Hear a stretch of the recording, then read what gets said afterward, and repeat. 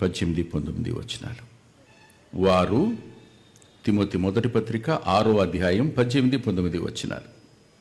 వారు వాస్తవమైన జీవమును సంపాదించుకునే నిమిత్తము రాబోవు కాలము కొరకు మంచి పునాది తమ కొరకు, ఆలోచించండి, రాబోవు కాలము కొరకు మంచి పునాది. ఇప్పుడు అడుగుతాను, మంచి పునాది ఏది, చెడ్డ పునాది ఏది? మంచి పునాది ఏది, చెడ్డ పునాది ఏది? కేక వినపడినప్పుడు స్పష్టంగా అర్థమవుతుంది మన పునాది ఏదో.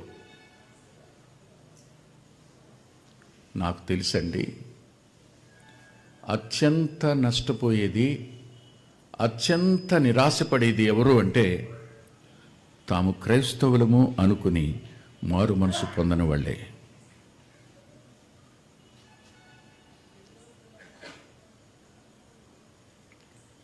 గవర్నమెంట్ లెక్కల్లో క్రైస్తవులనే ఉంటారు, కానీ పరలోకపు లెక్కలో క్రైస్తవులుగా వారు ఉండరు. వారు తిరిగి జన్మించిన వారుగా ఉండరు.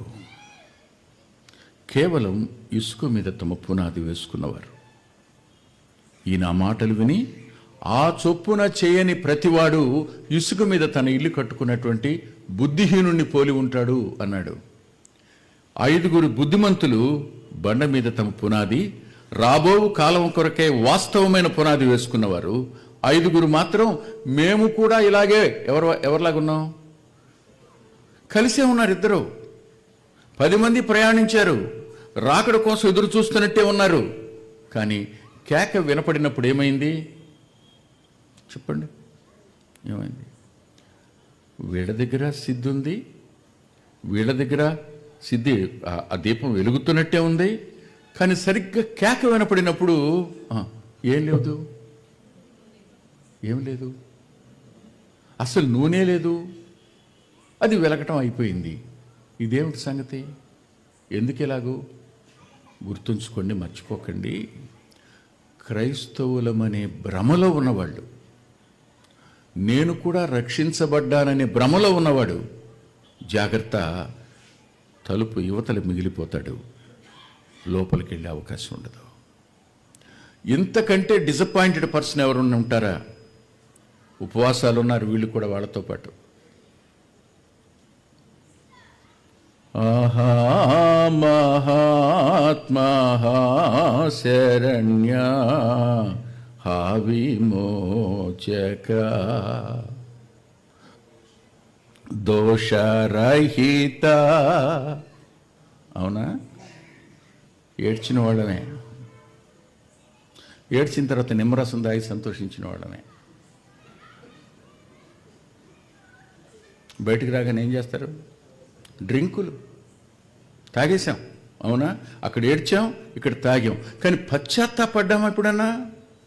ఆయన శ్రమలను జ్ఞాపకం చేసుకుని, ఆయన 7 వాక్యాలను సులువు మీద జ్ఞాపకం చేసుకుని ఏడ్చామే కానీ పశ్చాత్తాపడిన అనుభవం ఎక్కడిది? ఆ సిలువలో దొంగ, బా ఎంత ధన్యుడండి అతను, ఎంత ధన్యుడండి అతను. At his last moment, at his 11th hour, ఆఖరి క్షణంలో ఒక మాట అన్నాడు, అయ్యా నన్ను జ్ఞాపకం చేసుకోవా, రిమెంబర్ మీ లార్డ్.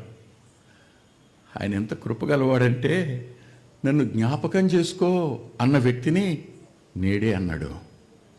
నేడే కదా రక్షణ దినం, నేడే. నువ్వు నేనెవరిని? పరిశుద్ధుణ్ణి. నేనెవరిని? నిర్దోషిని. నేనెవరిని? నిష్కళంకుణ్ణి. నువ్వు నరహంతకుడివి, బందిపోటు దొంగవి, రోమా ప్రభుత్వం చేత మరణశిక్షణకు తగినటువంటి శిక్ష పొందిన వాడివి. నువ్వు చేసిన నేరానికి నువ్వు నేను ఒకేసారి. అబ్బా, ఆయన ద్వారా పాపికి లభించిన ఆధిక్యత ఎంత ఆశ్చర్యమో.